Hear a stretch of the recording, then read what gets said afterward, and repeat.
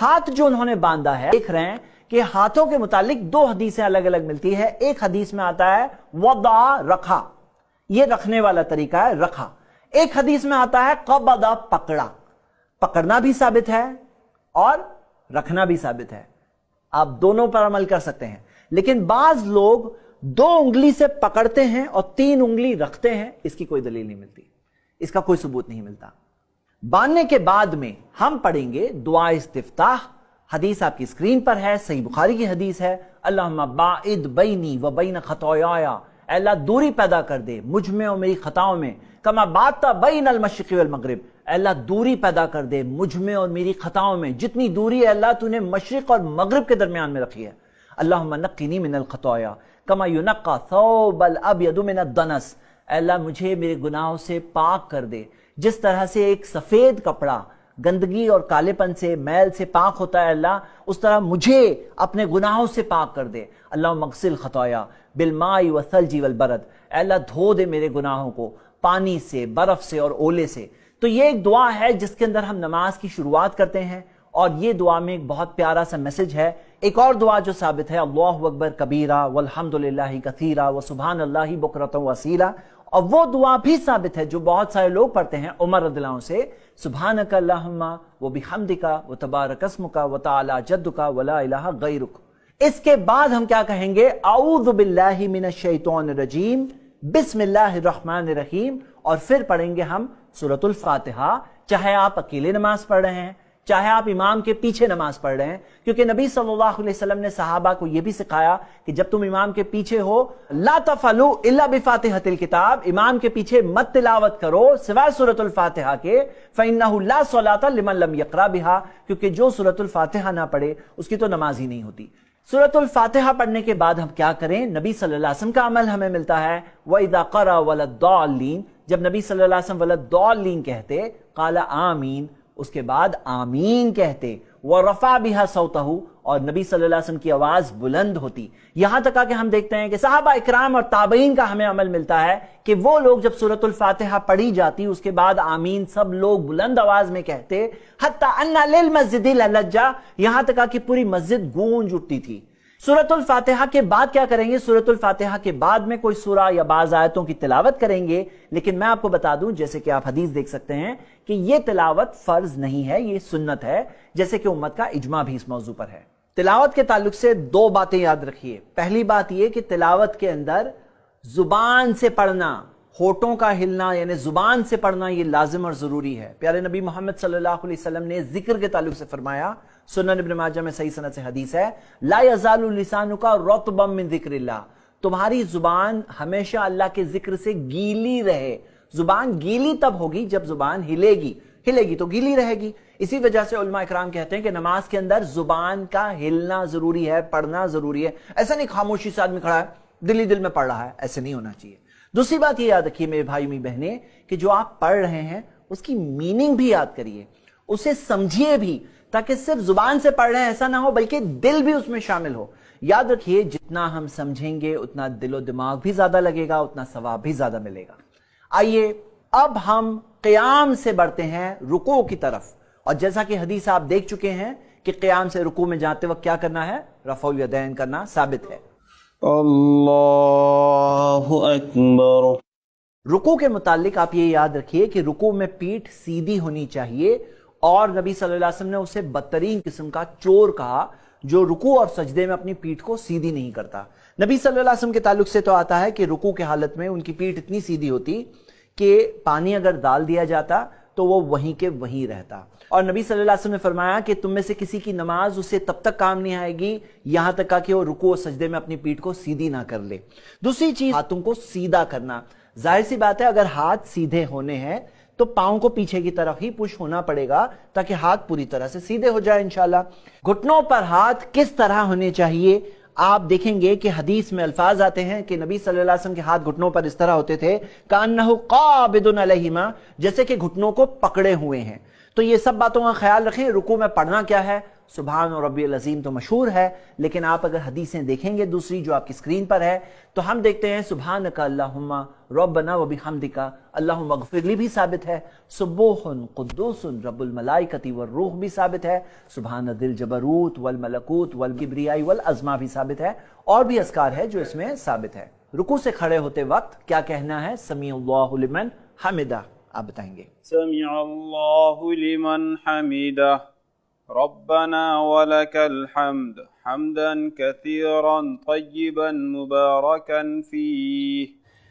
जैसा कि आपने देखा कि रुकू से खड़े होते वक्त उन्होंने अपने हाथ उठाए, रफ़उल यदैन किए। ये तीसरा मौका है रफ़उल यदैन करने का। पहला मौका तब था जब हमने नमाज शुरू की थी, दूसरा मौका तब था जब रुकू में गए, और तीसरा मौका तब है जब रुकू से समी अल्लाहु लिमन हमिदा कहते हुए उठते हैं। पहली बात ये। दूसरी बात आपने देखा कि समी अल्लाहु लिमन हमिदा के बाद क्या कहते हैं? रब्बना लकल हम्द, ये साबित है। रब्बना व लकल हम्द कहना भी साबित है।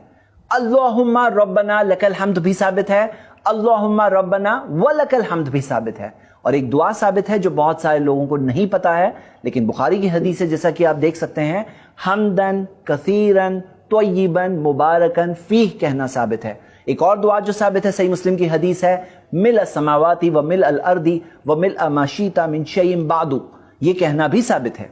रुकू से उठकर खड़े होना, ये खड़े रहना, ये नमाज के अरकान में से है। सहाबी रसूल अनस के ताल्लुक से तो ये बात मिलती है कि वो जब नबी सल्लल्लाहु अलैहि वसल्लम का नमाज का तरीका बताते तो इतनी वक्त तक खड़े रहते कि पीछे वालों को लगता कि कहीं भूल तो नहीं गए।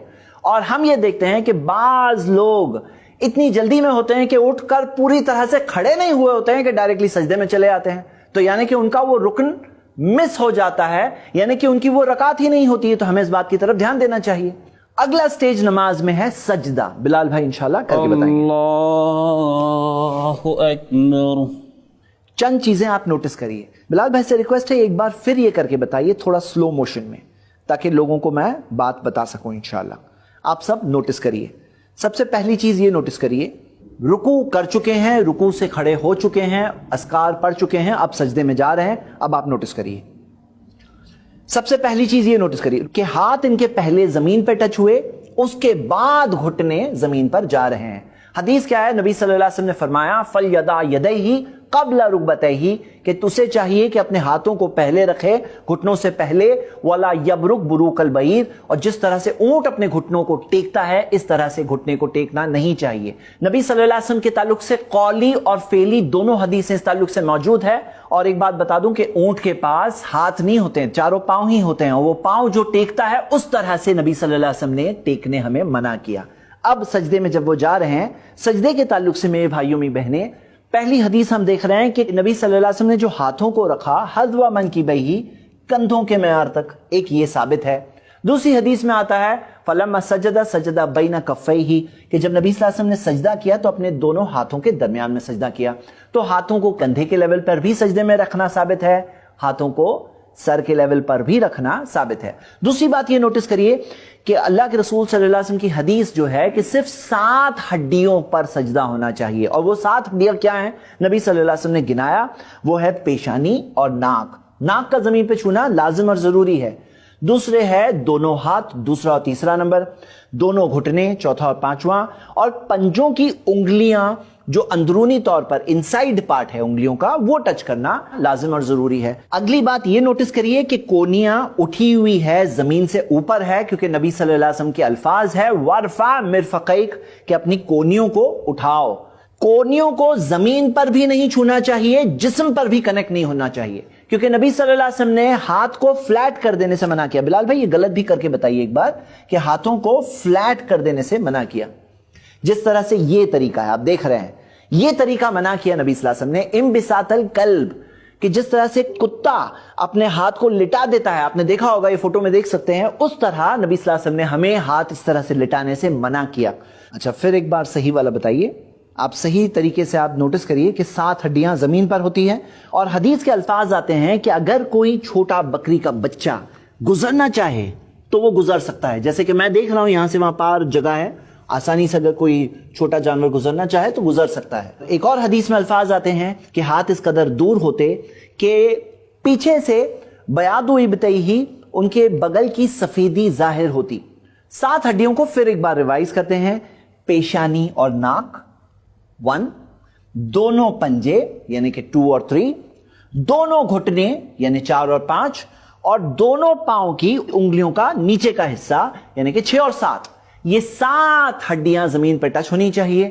जाहिर सी बात है, एक हड्डी जो कहा जा रहा है यानी कि एक हिस्सा मुराद है, उससे मतलब नहीं कि उसके अंदर पांव में इतनी हड्डियां होती है, इसमें मुराद है कि वो एक हिस्सा गिना जा रहा है। बिलाल भाई से मैं रिक्वेस्ट करता हूं कि अपने पांव का पोस्चर भी हमारे व्यूअर्स को बता दें ताकि वो सजदे में पांव कैसे रखना है समझ लें इंशाल्लाह। आप हदीस देख सकते हैं, हदीस में आता है रौसन आकिबही, दोनों एड़ियां मिली हुई थी। और सही मुस्लिम की हदीस में आता है आयशा रदियल्लाहु अन्हा ने अपने एक हाथ को छुआ जब ढूंढ रहे थे नबी सल्लल्लाहु अलैहि वसल्लम को, तो वो अंधेरे में देखा, पाया कि उनके दोनों पांव खड़े हुए थे, उनका एक हाथ दोनों पांव को छुआ। तो इस बात में हमें दलील मिलती है कि एड़ियां मिली हुई होनी चाहिए, पांव खड़े होना चाहिए और उंगलियों का रुख किबले की तरफ होना चाहिए। बाज लोग इसमें गलत क्या करते हैं आप देखिए, बिलाल भाई थोड़ा गलत तरीके भी बता दीजिए। तो बाज लोग इस तरह से रखते हैं, अब ये पांव खड़ा नहीं है, उंगलियों का रुख किबला की तरफ नहीं है। बाज लोग इसमें दूर रखते हैं, बाज लोग ये बात तो सही कर रहे हैं कि खड़े हैं अब दोनों पांव, लेकिन अलग है, जुदा है। तो ये चंद मिस्टेक्स है जो लोग करते हैं। और किसी किसी का मामला तो ये होता है कि दोनों पांव जैसे कि हवा में होते हैं, यानी कि 7 हिस्से जमीन पर टच ही नहीं हो रहे हैं। बाज उलमा ने तो ये भी कहा है कि ये सजदा ही नहीं हुआ, और सजदा नहीं हुआ तो रकात भी नहीं होती है। तो इस बात के ताल्लुक से हमें खास ख्याल रखना चाहिए। सजदे में क्या दुआएं पढ़नी है? जो 3 दुआएं हमने रुकू के दौरान देखा था, वो 3 दुआएं सजदों में भी पढ़ना साबित है, और दूसरी दुआएं भी साबित है। आप जितनी दुआओं को इंशाल्लाह याद करेंगे उतनी नमाज को और बेहतर संवार सकते हैं इंशाल्लाह। सजदे के ताल्लुक से एक और बात याद रखिए, सजदे में कसरत से दुआ करना साबित है। नबी सल्लल्लाहु अलैहि वसल्लम ने कहा फक्सिरु दुआ, सबसे करीब बंदा होता है अल्लाह के सजदे में होता है, तो कसरत से दुआ करो। आइए हम अभी सजदे से उठते हैं और दरमियान में बैठते हैं। अल्लाहु अकबर। सजदा भी नमाज के अरकान में से है, दोनों सजदों के दरमियान में बैठना भी नमाज के अरकान में से है। बहुत से लोग नहीं जानते हैं, लेकिन दोनों सजदों के दरमियान में जब हम बैठते हैं तो रब्बिगफिरली कहना साबित है। एक और दुआ जो प्यारे नबी मोहम्मद सल्लल्लाहु अलैहि वसल्लम से साबित है, अल्लाहुम्मगफिरली, अल्लाह मुझे माफ कर दे, वरहमनी, मुझ पर रहम कर, वहदिनी, अल्लाह मुझे हिदायत दे दे, वआफिनी, मुझे आफियत में रख, वरजुकनी, और मुझे रिस्क दे। अल्फाज की तरतीब के चेंज के साथ ये दुआ हमें मिलती है। ये कहने के बाद आप जाएंगे फिर दूसरे सजदे में, और दूसरा सजदा भी उसी तरह से होगा जैसे कि पहला सजदा है। आइए अब हम देखेंगे कि सजदे से किस तरह से उठते हैं। क्या मतलब, बाज लोग सजदे से जो उठते हैं तो डायरेक्टली जाकर खड़े हो जाते हैं, लेकिन सही तरीका यह है सजदे से उठकर बैठना चाहिए, इसे जलसा इस्तिराहत कहते हैं। और बैठने का तरीका क्या होगा जलसा इस्तिराहा में? पहला तरीका वही है जो हम पहले तशाहुद में बैठते हैं, जिसके अंदर आप देख रहे हैं कि इनका उल्टा पांव फैला हुआ है, वो उसी पे बैठे हुए हैं, और सीधा पांव खड़ा हुआ है जैसा कि हम पहले तशाहुद में बैठते हैं। लेकिन एक और तरीका है जो साबित है, जिसे इक़ा कहते हैं, जिसके अंदर दोनों पांव पर वो बैठेंगे। ये तरीके से भी बैठना साबित है जलसा इस्तिराहा में। फिर इसके बाद वो खड़े होंगे। खड़े होने का तरीका भी देख लेते हैं, आपको उस तरफ घूमना होगा। उठने की कैफियत क्या होती नबी सल्लल्लाहु अलैहि वसल्लम की? हदीस के अल्फाज बुखारी के, जलसा वातमदा अलल अर्द, बैठते और जमीन पर टेक लगाते। टेक लगाने की कैफियत क्या होती? आप हदीस देख सकते हैं, या जिनु फी सलात, जैसे कि आटा गूंदने की कैफियत होती है, उस तरह की कैफियत होती है टेक लगाने की। एक बार आप करके बताएंगे इंशाल्लाह। अल्लाहु अकबर। बिल्कुल सही। तो दूसरी रकात हम किस तरह पढ़ेंगे? जिस तरह हमने पहली रकात पढ़े वैसे ही दूसरी रकात पढ़नी है। सिर्फ एक फर्क है, और वो फर्क क्या है? तशहुद। तशाहुद में हम बैठेंगे। तो आइए हम डायरेक्टली तशाहुद में पहुंचते हैं, और किस तरह तशाहुद करना है वो हम वहां देखते हैं। तशाहुद के ताल्लुक से बहुत लोग नहीं जानते हैं, लेकिन पहले और दूसरे तशाहुद में, यानी पहले जो 2 रकातों के बाद में है, और आखिरी तशाहुद जो सलाम से पहले वाला तशाहुद होगा, अगर 3 या 4 रकातें पढ़ रहे हैं तो वो दूसरे तशाहुद में बैठने के तरीके में फर्क है। पहले तशाहुद में कैसे बैठेंगे? सही बुखारी की हदीस है कि नबी सल्लल्लाहु अलैहि वसल्लम फइदा जलसा फिर रकातैनी, जब 2 रकातों में बैठते, जलसा अला रिजलिहिल युसरा, अपने बाएं पांव पर बैठते, उल्टे पांव पर बैठते, व नसबल युमना, और सीधे पांव को खड़ा रखते। आगे ये देखिए कि हाथ कैसे रखना है। अब हम सिर्फ हाथ की पोजीशन के ताल्लुक से देख रहे हैं। ہاتھ کی پوزیشن کے تعلق سے ایک حدیث میں آتا ہے کہ دونوں ہاتھ دونوں گھٹنوں پر، ایک حدیث میں آتا ہے کہ دونوں ہاتھ دونوں ران پر، اور تیسری حدیث میں آتا ہے کہ سیدھا ہاتھ تو ران پر، الٹا ہاتھ گھٹنے پر۔ یہ تینوں پوسچر ثابت ہے۔ دوسری چیز یہ دیکھتے ہیں کہ ہاتھ کو کیسے بند کرنا ہے، ہاتھ کو کیسے باندھنا ہے اور انگلی کیسے رہے گی۔ صحیح مسلم کی دوسری حدیث میں آتے ہیں وہ وضع ابہامہ علی اصبعہ الوسطی، اپنے انگوٹھے کو اپنے درمیان کی انگلی کے اوپر رکھتے۔ یہ ہو گیا پہلا طریقہ۔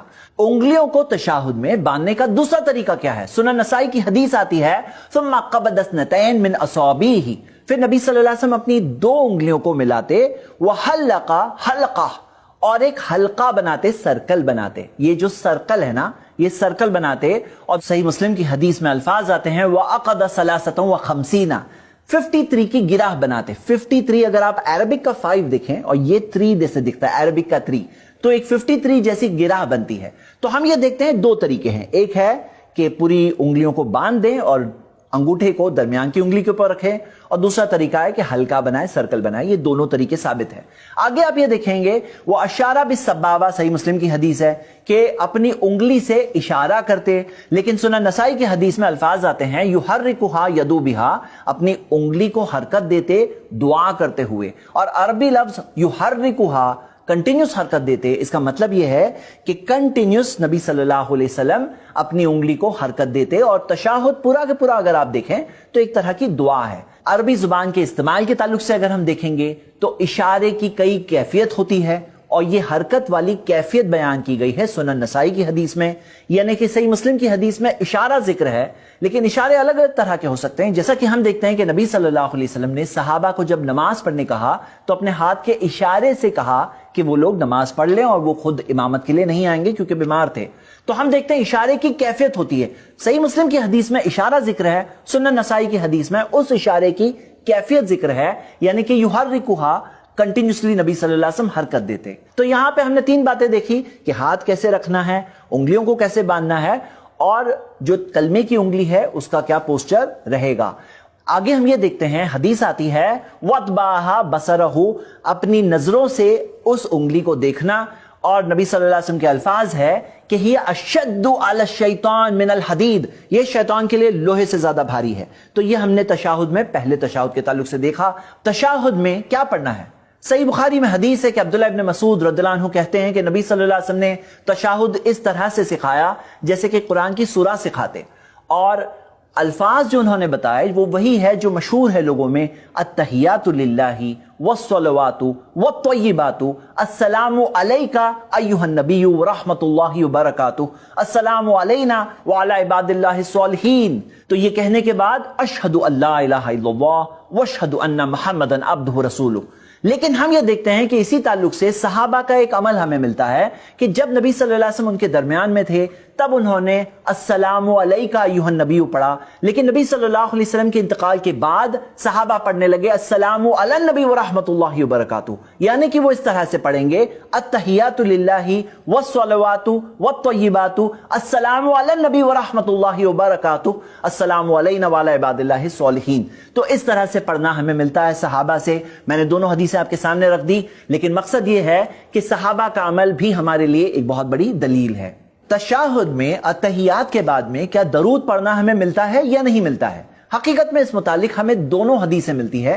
ابن خزیمہ میں ہمیں حدیث ملتی ہے عبداللہ ابن مسعود سے کہ جب نبی صلی اللہ علیہ وسلم ان کان فی وسط الصلاۃ، اگر نماز کے درمیان میں ہوتے ہیں، نہض حین یفرغ من تشہد، تشہد سے جب فارغ ہوتے تو کھڑے ہو جاتے، یعنی کہ اتحیات کے بعد میں کھڑے ہو جاتے۔ لیکن ایک اور حدیث ہمیں ملتی ہے جو مسند ابو عوانہ میں ہے، جس میں آتا ہے کہ وتر کی نماز کے اندر جب نبی صلی اللہ علیہ وسلم نے ایک بار 9 رکعت وتر پڑھی، جو ثابت ہے، اس کے اندر 8ویں رکعت کے بعد بھی بیٹھے، اور اس میں جو پہلا تشہد تھا اس کے اندر تشہد کے بعد میں درود بھی پڑھے تھے۔ اس میں ایک دلیل ملتی ہے کہ پہلے تشہد کے بعد بھی درود پڑھا جا سکتا ہے۔ دونوں دلائل موجود ہے، دونوں پر عمل کیا جا سکتا ہے۔ پہلا تشہد پڑھنے کے بعد اللہ اکبر کہہ کر ہم کھڑے ہو جائیں گے انشاءاللہ۔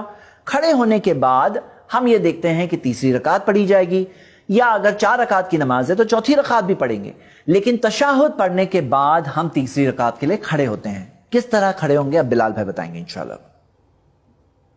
اللہ اکبر، آپ نے دیکھا کہ جب وہ تیسری رکعت کے لیے کھڑے ہوئے تو انہوں نے رفع الیدین کیا، جیسا کہ اللہ کے رسول صلی اللہ علیہ وسلم کی حدیث میں آیا ہے وَإِذَا قَامَ مِنَ الرَّكْعَتَيْنِ رَفَعَ يَدَيْهِ، جب 2 رکعتوں کے بعد کھڑے ہوتے تو رفع الیدین کرتے۔ یاد رکھیے کہ یہ رفع الیدین پہلی رکعت کے بعد جب کھڑے ہوتے ہیں تب نہیں کرنا ہے، تیسری رکعت کے بعد جب کھڑے ہوتے ہیں تب نہیں کرنا ہے، لیکن جب 2 رکعت پڑھ کے یعنی کہ تشہد کے بعد میں جب کھڑے ہوتے ہیں تب رفع الیدین کرنا ہے۔ تیسری رکعت ہم پڑھیں گے، اور اگر نماز میں چوتھی رکعت ہے تو چوتھی رکعت بھی پڑھیں گے۔ پڑھنے کے بعد جب ہم آخری تشہد میں بیٹھیں گے تو اب ہم اس آخری تشہد کا طریقہ دیکھتے ہیں۔ آپ اگر اس طرف ٹرن ہو کے بتائیں گے تو پاؤں کا پوسچر ہمارے ویورز دیکھ سکتے ہیں انشاءاللہ۔ پہلے ہم ریویژن کرتے ہیں کہ پہلے تشہد میں کیسے بیٹھے تھے۔ پہلے تشہد میں بیٹھنے کا طریقہ جیسا کہ آپ دیکھ رہے ہیں یہ تھا، یعنی کہ بائیں پاؤں پر بیٹھتے، لیفٹ لیگ پر بیٹھتے اور دایاں پاؤں سیدھا پاؤں کھڑا رکھتے۔ دوسرے تشہد میں بیٹھنے کا طریقہ کیا ہے؟ حدیث اس بارے میں یہ ہے، صحیح بخاری کی حدیث ہے وَإِذَا جَلَسَ فِي الرَّكْعَةِ الْآخِرَةِ قَدَّمَ رِجْلَهُ الْيُسْرَى وَنَصَبَ الْأُخْرَى وَقَعَدَ عَلَى مَقْعَدَتِهِ، کہ نبی صلی اللہ علیہ وسلم اپنے بائیں پاؤں کو آگے بڑھاتے، آپ دیکھ رہے ہیں آگے بڑھاتے، اور اپنے سیدھے پاؤں کو کھڑا رکھتے، لیفٹ لیگ کو آگے بڑھاتے۔ اب آپ دیکھ رہے ہیں کہ لیفٹ لیگ یہاں سے باہر نکلا ہے، یہاں سے باہر نکلا ہے، اور سیدھا پاؤں کھڑا ہے جیسا کہ ہم دیکھ رہے ہیں، اور کہاں بیٹھے ہیں؟ وہ اپنے ہپس پر بیٹھے ہوئے ہیں، سرین پر بیٹھے ہوئے ہیں۔ تو بیٹھنے کا یہ ایک بہت ہی کمفرٹیبل پوسچر ہے، جیسے کہ ہم دیکھ رہے ہیں اس حدیث میں ہے، یہ آخری تشہد کے لیے ہے۔ اس آخری تشہد میں بیٹھنے کا ایک دوسرا طریقہ بھی ثابت ہے، اس کے اندر فرق یہ ہے وَفَرَشَ قَدَمَهُ الْيُمْنَى، حدیث کے الفاظ ہے فرشا یعنی کہ بچھا دیتے، جیسے آپ دیکھ رہے ہیں یہ بچھا دینا، یہ بھی ایک ثابت طریقہ ہے، حدیث آپ کے سامنے موجود ہے۔ آئیے آگے دیکھتے ہیں، آپ ٹرن ہو سکتے ہیں۔ ہم یہ دیکھ رہے ہیں کہ تشہد میں پڑھنا کیا ہے، التحیات پڑھنا ہے جیسا کہ ہم دیکھ چکے ہیں، اس کے بعد میں درود پڑھنا ہے، درود ابراہیم، اللہم صلی علی محمد وعلی آل محمد کما صلیت علی ابراہیم وعلی آل ابراہیم انک حمید مجید، اللہم بارک علی محمد وعلی آل محمد کما بارکت علی ابراہیم وعلی آل ابراہیم انک حمید مجید۔ یہ پڑھنے کے بعد میں ہمیں ایک دعا ملتی ہے جو بہت سے لوگ نہیں جانتے ہیں۔ صحیح مسلم میں الفاظ ہے اذا تشہد احدکم فلیستعذ باللہ من اربعین، جب تم میں سے کوئی تشہد پڑھ لے یعنی کہ پوری طرح سے فارغ ہو گئے تشہد و درود، تو اس کے بعد میں 4 چیزوں سے اللہ کی پناہ مانگ لے۔ اللہم انی اعوذ بک من عذاب جہنم، اللہ تیری پناہ مانگتا ہوں جہنم کے عذاب سے، ومن عذاب القبر، قبر کے عذاب سے، ومن فتنۃ المحیا وممات، زندگی اور موت کے فتنوں سے، ومن شر فتنۃ المسیح الدجال، مسیح الدجال کے بدترین فتنے سے اللہ میں تیری پناہ مانگتا ہوں۔ یہ دعا الفاظ کی ترتیب کے چینج کے ساتھ بھی ہمیں ملتی ہے اور یہ ثابت شدہ ہے، اور جب نبی صلی اللہ علیہ وسلم کی جو الفاظ ہمیں ملتے ہیں فلیستعذ، اسے چاہیے کہ پناہ مانگے، یعنی کہ یہ ایک حکم ہے۔ اسی وجہ سے بعض علماء، مثال کے طور پہ امام احمد بن حنبل نے اسے نماز کے واجبات میں شمار کیا، یعنی کمپلسری چیزوں میں سے، ارکان الگ ہے واجبات الگ ہے۔ ایک اور دعا جو ثابت ہے وہ مشہور دعا ہے جو بہت سارے لوگ جانتے ہیں، جو ابو بکر رضی اللہ عنہ نے نبی صلی اللہ علیہ وسلم سے پوچھا تو نبی صلی اللہ علیہ وسلم نے سکھایا اللہم انی ظلمت نفسی ظلما کثیرا ولا یغفر الذنوب الا انت فاغفر لی مغفرۃ من عندک وارحمنی انک انت الغفور الرحیم۔ تو یہ دعا بھی ثابت ہے۔